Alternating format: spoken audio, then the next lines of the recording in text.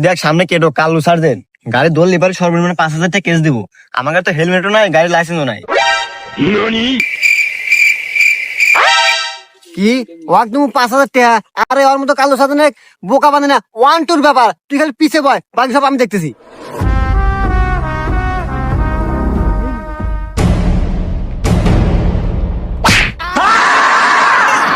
বন্ধু এ তুই কি হলো? আমি পায়ে ব্যথা পাইলাম।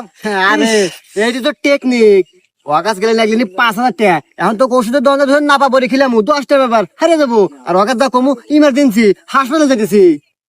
টেনশন করিস না।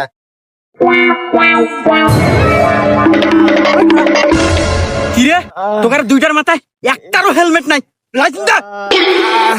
স্যার স্যার আসলে খুব ইমার্জেন্সি তো স্যার, আমার বন্ধুর পায়ে ব্যথা পাইছে, হসপিটালে নিয়ে যেতেছে স্যার।